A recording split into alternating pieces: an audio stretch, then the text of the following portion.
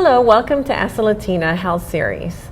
Our guest today with us is Maricruz Moya, a community health education student at Wayne State University in Michigan. She enjoys serving her community by promoting well-being and educating others. Maricruz is a first-generation student from her Dominican family and understands the challenges that one may confront when achieving their dreams. That is why she is an active mentor in the upcoming generations that we have in our community that have a desire to achieve their dreams as well. After graduation, she plans to pursue a master's degree in public health. Thank you, Maricruz, for being our guest today. Thank you. Thank you for having me here today. Tell me, you are the first generation. What is that like to be first generation in your family?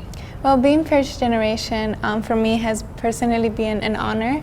It has definitely tailored my perspective into the journey of life, both personally, educationally, professionally. And I've learned not to take anything for granted and to value the sacrifice that my past generation has done, and to take that and build that for my future generations. That's good. That's true. I know that I totally agree with you on that one because I'm first generation too, from my family from Bolivia. And yeah, you really learn to appreciate everything here as a first generation, and I always stress that for other generations to remember that too. So it's very good. So tell me, what or who inspired you to go into community health education? Well, community health education basically entails the top three things I'm really passionate about, which is community. I grew up very active in Southwest Detroit and parts of Florida as well. Health, I value it as well. I think that's something that we all have as a gift, and we should cherish and value that as well. And education, really inspiring others to be the best that they can be, use their potential to live the best life. Yes, it's great. And you know, at the Ask Latina Empowerment Conference, I remember that you also had mentioned a lot about eating as a family together at the table. And you also mentioned this dish, la bandera. La bandera is a great dish. Let's put that up on the screen to show everyone what la bandera looks like. Exactly. It's a really good, delicious dish. Now, tell me two things. One, eating as a family, why is that important? Right. And then you're going to tell us all about la bandera and what that has in there. Exactly. So as Hispanic or Latinos, we do value family. That family time, that being able to speak to our older generation, our young generation. Many times in our household, we have three generations. We have the grandparents, the parents, and the kids. So dinner time is where we come together and just really talk about our day, be able to create connections and memories.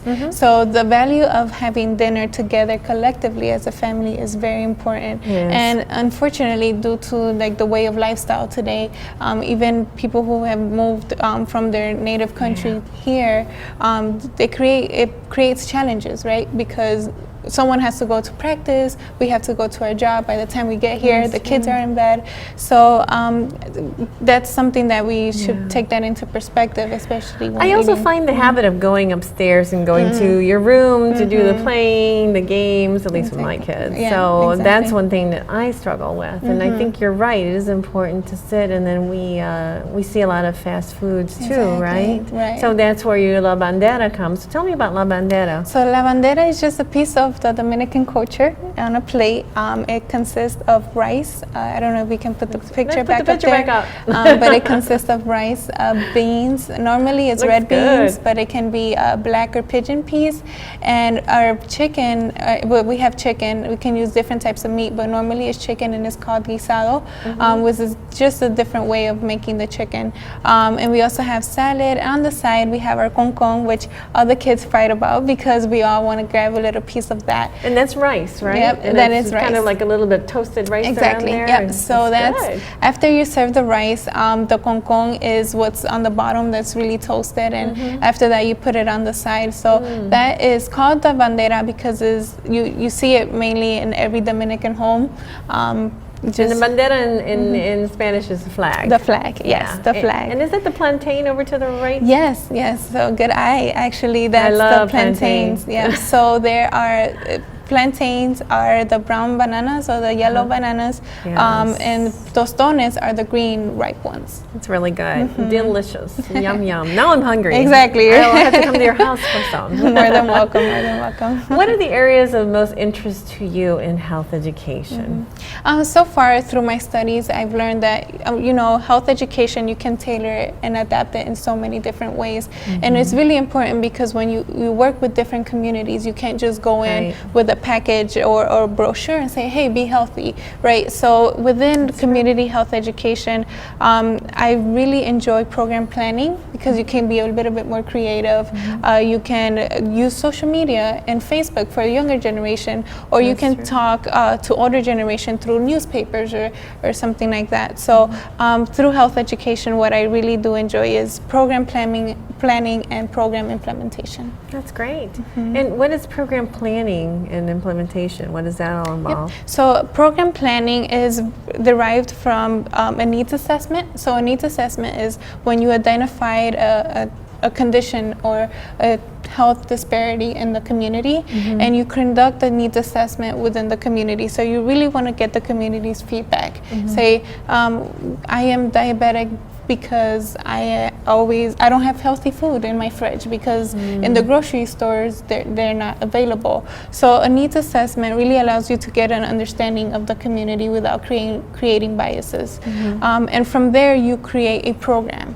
And program implementation is being able to create that from paper to actually seeing it implemented in the community.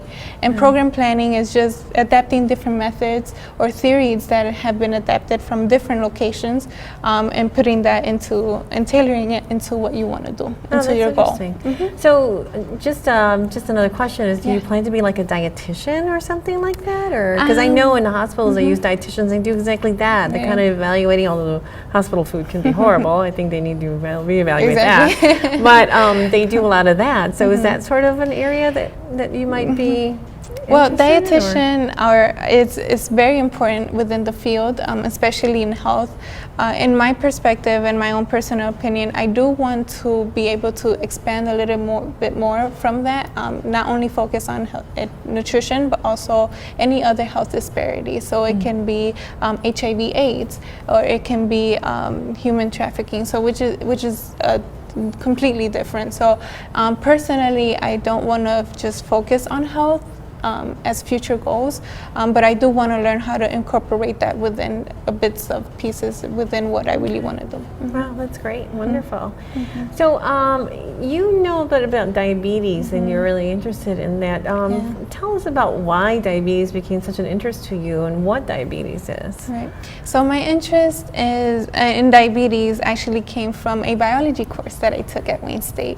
I was sitting in lecture, and we started learning about sugar and the effects that it has on the body, and our teacher showed us a graph, which we will see later on how our body responds to that. And I was thinking, wow, if that happens every time we take sugar, just think how much of a sugar we take throughout the day. So our bodies, our blood sugar content is going like this. So it really sparked an interest into understanding. I think we have that graph. Let's take a look at that graph. So, first, this is what diabetes is. So this is a graph that really explains a person's blood sugar content on the red. The blood sugar content throughout the day. So waking up, compared to someone who is diabetic. Diabetic or diabetes is when you have too much of a high blood sugar content in your bloodstream. So comparing one who is normal or optimal to someone who's diabetic, as you can see, they already start off with a higher content of blood sugar right from the get-go. And as you can see throughout their day, they really don't go back into their normal rate. It spikes all the way up. So breakfast, I can eat a Pop-Tart and some Red Bull, right? And then it goes back down. It does take longer. As you can see, by lunchtime, if I'm diabetic, I'm barely getting back to the range. And then I eat again for lunch, some ham and cheese sandwich, and I go back by dinner time. So you never really see the regularity when compared to someone who's optimal. As you can see, they spike up a little bit, but the body response is quicker, and we go back to normal. So as you can see throughout the day, even at the end of the day when we're sleeping, as you can see, someone who's diabetic, they have a higher level of sugar in their body compared to someone who's optimal, where they're kind of in the same level when they started off. Okay. So what I think there's another slide that defines diabetes, and that one, the definition is what's causing your glucose to be so high. Yep. So that cause of not being able to return the blood sugar content is due to the insulin. So there's two types of diabetes. So type 1 diabetes is genetic, so you are born with it. That means is that your body doesn't produce the insulin, right? So type 2 diabetes is that as you go out or grow up, your body doesn't respond to the amount of insulin that is produced. So that your body naturally produces. Exactly. So how that happens is that once, say for example, if throughout my lifetime my eating habits are just sugar, the response to that, your body gets adapted to the amount of insulin, and it says, well, that really doesn't help me. So then that's where they get the insulin shots to help increase the rate of insulin or the amount of insulin to regulate the blood sugar. Wow, that's really which are expensive, by the way. So your lifestyle not only changes in your dietary content, but also financially, because every shot, every thing that you wear is expensive. Yeah, and I think it's really bad because the habit, now there's so much fructose and just ketchup alone and so much of the food, and we are trying so hard to avoid that with our own kids, and it's really hard. And then you got Halloween and all these different holidays where we always have candies. Exactly. And there's different Easter, everything. So it's hard. So what have you learned as far as being able to avoid that? I know that we have a clip at the conference that we had. We were at the Latina Empowerment Conference, and it was great to have you there. Which was amazing, by the way. Yeah. But before we go to that, the Hispanic population, if we were to talk about the Hispanic population with diabetes, how much difference in the demographics can you see between the two? I mean, between, let's say, Mexicans compared to Venezuelans. Is there a difference in that, or what are we eating, or different foods that we are, or regionally? Yep, so to answer your first question, I have learned a lot in regards to diabetes, particularly in the Hispanic population. If anything, as a health educator, you don't want to go to a Hispanic person and say, don't eat rice. When we eat rice, pretty much it's ingrained in our culture, right? Not everybody, actually. I know Bolivians, we eat rice a lot, you know, but I don't know if Mexicans eat a lot of rice. Well, I guess they do, but you know, there's certain cultures that might not. I don't know, but that's true. We like rice. It's very important to us. People wouldn't realize it. I mean, if it was just Asians, but Hispanics love rice. So I would agree to that. I guess what I want to say is that you don't want to take an essential part of someone's culture and say eliminate it completely. So in my case, in my household, I eat rice, right? So in regards to the sugar content and is it also the type of way that we produce, or do we do our rice? I mean, like white rice versus fried rice, would that make a difference? Yep, so the type of rice also makes a difference. There's different varieties that can also be adapted. So to answer the question in regards to different population, there are actually differences between Hispanic and Latinos from diverse backgrounds. In a study from the American Diabetes Association in 2014, they examined the diabetes and the rates of awareness and control among adults from diverse backgrounds in the Hispanic community health. And what they found was that there is a higher prevalence of diabetes in South American, and comparing the numbers, 10.2 in South Americans, 13.4 in Cubans, to 17.7% in Central Americans, and 18 in Dominicans and Puerto Ricans, and 18.3 in Mexicans. So a higher percentage is growing that way. Exactly. So I'm in the low ground. Yeah, I'm not far off from that either. But it's really interesting how much, that's an interesting study. Exactly. Yep, so it does indicate that there is a high prevalence of diabetes, and it does vary the way that we should approach it, right, within Hispanic cultures as well. Yep. Wow. And so it's really important for us to have this awareness of how important it is that we have our diets and understand how much sugar Exactly. we're having also in our intake, right? Exactly, Yeah. exactly. And just taking that into perspective, right? Again, not to say don't do this, don't do that, but just modifying it in certain ways that they're just small steps that you can take to be able to live a better lifestyle. So you mentioned different types of rice, right?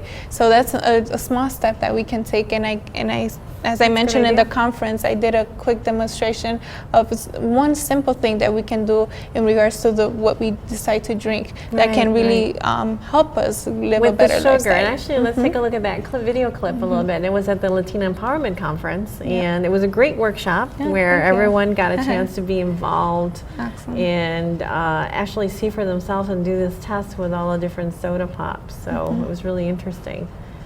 So let's take a look at that. Ahora imaginen, so now imagine, this is the amount of sugar that there is in a Coca-Cola bottle. So not only do you drink this, but you also drink it, take it with a meal, a dessert, postre, también se come con postre. Simplemente con esto ya viene toda la azúcar que hay. Porque normalmente, ¿ustedes comparten esto con otra persona? Normalmente no. No los comemos, no los tomamos todos, imagínense. Entonces, aunque diga que es, por ejemplo, para dos servicios, normalmente no tomamos esto a través del día. So, good job. This is Coca-Cola. Next up is Mountain Dew. Nuestro modelo es Mountain Dew y tiene 77 gramos. So it has 77 grams. So 77 grams divided by 4, how many? 20 teaspoons. 20 teaspoons. You want to raise it up? There you go.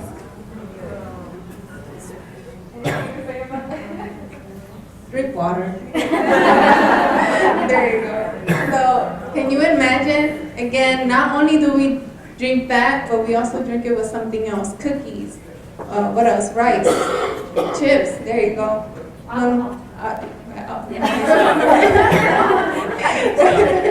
Pizza, there you go, pizza. Entonces normalmente I'm sorry, you said how many tablespoons? 20 cucharadas de azúcar en una botella de Mountain Dew. Entonces estaba diciendo que no solamente no los comemos solo, sino no los comemos con pizza, con con otra bebida, con papitas y siguiente.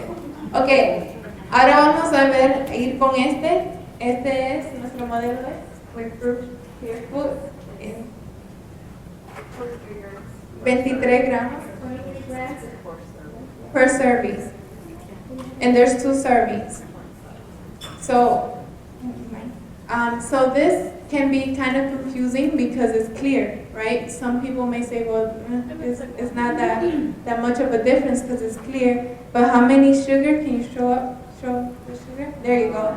So that is the sugar content in a drink of Clear Food, which can be a bit deceiving. Entonces aquí es el contenido de lo que se llama Clear Fruit, que puede ser un poco confuso porque obviamente se ve claro como el agua y pueden decir, bueno, no es tan dañino como otras cosas como Mountain Dew o Coca-Cola, pero aquí podemos ver la cantidad de azúcar. Alright. Y tenemos 7 Up, 63 grams, 16 spoons. So, aquí pueden ver lo mismo en cuanto al contenido de azúcar. Y por último, Pepsi. Coca-Cola y Pepsi siempre andan compitiendo. Alright, so, 69 gramos y 17.2 cucharadas. 17.2 cucharadas.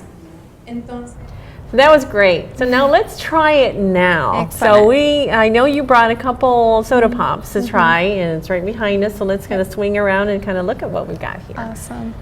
And So, here we got. As you can see here, what I'm pointing out is, remember in the conference what we mentioned was the magic number was 4. So what we want to do is look at the grams that are located in the nutrition label and divide that by 4 from the grams that are located on there. So from what we have, I went ahead and divided that by 4 for the soda that we have there. And then for every 4 grams, I take a teaspoon and pour it into the cup. And so how many does the Coke have now? I believe that the soda has 77, and I went ahead and divided that by 4, which it was around 16.25. Wow, that's a lot of sugar. So then, so the magic number is to divide it by 4. Yep. Right? Okay, like you mentioned.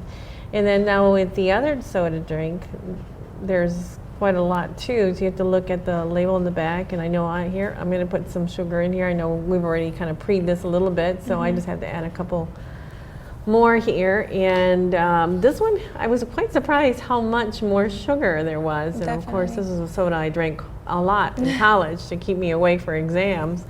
But here we are. What a comparison. I had 20 teaspoons in my soda. Oh, wow. Yep. And so it's like, wow, it's a strong thing. High in sugar, that's for sure. I know I always remember this was high in caffeine, but the sugar, I'm just amazed how much sugar. I knew it had a lot more than anything, but 20? And one thing to consider is that the body doesn't really identify what type of sugar or how we're intaking the sugar. So, for example, throughout our day, even if we had bread or we had a Mountain Dew in the morning, the body doesn't say, well, I'm intaking sugar from the Mountain Dew.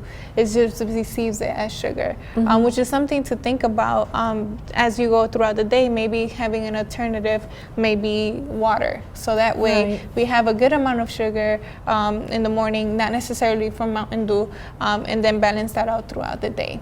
So basically water it down as much as you can. Yeah, that's the thing to do. Yeah, that's good. I think it is a good idea. Now, so as far as when someone reads the can, you go in the back and take a look at the grams of sugar. Is that correct? So that's what we have here on the screen is just a close-up of our nutrition facts. So as you can see from this package is an example, they have circled the 25 grams of sugar, and you can try this at home, divide that by 4 and go to your kitchen and just pour it into a cup just so that you can get a visual aid on how much sugar it is within that packet. Yeah. Okay, that's really good. And just to clarify, sorry, Terry, as far as the Coca-Cola, go ahead and try that at home. Maybe it has, I think I said 77, but it may be different. But the main idea is to take that, however many grams you have within the label, and divide that by 4. Right, and then it probably doesn't make a difference whether it's diet, right? Right. I think you still want to be cautious and just read it just one more time, take a glance at it, so to see if there's a difference, because sometimes they do trick us, right, in regards to the serving size, or even saying not sugar-free, no trans fat. But the sugar may be super high. So always look back into the nutrition label and just to make sure that as sugar far as turns the sugar into fat, and that's why diabetes is such a very very important thing to take into consideration, so you avoid that. Yeah. So so Maricruz, knowing how bad sugar is, what can we do? What steps can we take towards avoiding the risk of diabetes? You mentioned about the water, but is there anything else? Yep. So again, we don't want to say don't do this or don't do that. These are just small suggestions that we can do so that we can eliminate the sugar contents or just increase our lifestyle, our better lifestyle, I'm sorry. So another thing that we can do is increase our physical activity. What it is suggested is that children and adolescents have 60 minutes of physical activity and 120. That's a day? A day. Okay. And 120 minutes, which is around 2 hours and 20 minutes for adults. And again, for dietary change, just reduce that sugar intake. I need to get back on my treadmill. Oh no, my spin bike. So yeah, that's one of the things that we can do to increase our physical activity. That's really good thing to know. Now tell us about SMART. I remember you mentioning that in the conference, Right. and what does it mean? So SMART is a strategy that we use within the health education field. Many times we encounter people who say, well, New Year's, I am going to drop 15 pounds, or I am going to be healthier. So what we always encourage the participants is to say, well, let's look into that a little bit more. Right. So SMART is just an acronym that we use for goal setting. So S is for specific, as you can see on the screen. M is for measurable. A is attainable. Relevant for R, and T for time-based or timely manner. So from there, that really helps a person go from just wanting to be healthy to maybe saying, I will drink 2 bottles of water at breakfast and lunchtime throughout the day. So that's a bit more specific and realistic. So I mentioned throughout lunch and breakfast, right? So that's T, realistic. I feel like I can get a hold of 2 water bottles. Attainable, again, with the price. And specific, just 2 water bottles. So it goes from being just wanting to be healthy to specific. That's really and good. Smart I really goals. like that, the acronym, and always remember it. That's Yay. really good to Good. remember. Good. So what do you recommend with children? Like, for instance, we're busy as parents, go with our children, and we're trying to avoid them to eat so much sugar, especially the fact that they're sedentary nowadays with the computer and the tablets phones and the yeah. tablets, which we really have a big challenge with. What's your recommendation? So in regards to that, we know that technology has definitely altered our lifestyle. And for everyone, probably adults too. Exactly. They're all like, email, texting. So what I usually try to recommend is generally for the parents, if the kids are young, incorporate them into making healthier choices. So some kids have told me that, well, I eat cookies because they're always in the cabinets. So try to incorporate them into the grocery store shopping. Have them select their favorite fruits and vegetables. So those are some of the few things in regards to the young kids, right? In the food that we intake. In regards to younger kids or older kids who are on their screen or anything with the screen, I would suggest to try to get a little bit more involved and look into what they're interested in. So if it's a football game, say, hey, why don't we put the screen down and actually play a football game in the backyard? If it's baseball, or is it running? So encourage that. Just take a peek into what they're interested in and try to do that in real life in some way, shape, or form. Yeah, let's live the video game. Exactly. Life. Perfect. Exactly. That sounds good. That's a really good idea. Are there any other points, Maricruz, that you would like to recommend to our audience? And this has been really informative. Great. And I'm so glad that you were able to be with us, because it really shines a light on everything. And when you do these tests, you really understand. And I encourage everyone to do the test themselves Try it at home. with anything you've got, even like flavored water too. You'd be surprised. So it'd be kind of interesting. I'll be out there with all the sugar at home. Hey kids, we got a little project to go. So it should be pretty fun. But anything else you can recommend? What I would say is to not be discouraged or to feel scared in taking just that one small step, because that one small step does lead into a bigger impact. So I recommend that and encourage every parent or every kid or every woman out there watching this video to really just take a small step into something bigger and break it down. So start off with the sugar. Instead of drinking soda every meal, just drink 1 soda and then 1 cup of water or 1 drink of water. So balance them out. Just small steps. And don't give up. Don't be discouraged. And try everyone to eat at the table together as a right. family, Exactly, right? That's exactly. a big key. That's how we started. That's how we end. And Exactly. it's a hard thing, but I think it's very important. I think that's where we all kind of try and don't bring fast food to the table. Exactly. And that's we're at the table, but we brought fast food. That doesn't work. We Right. try, and it's really hard, but I think it makes a big difference. Exactly. I think that's a great. Well, thank you, Maricruz. Thank I you really so appreciate much. you, and I hope you come back. I know it's so much more you're going to learn in your career, basically what you're learning here from college, and you're moving forward. Right. So Thank hope you you so can come much. back and teach us more. Thank Will do. you. Thank you. Take care. Thank you again for being with us on our show. We look forward to seeing you in another episode of Ask the Latina.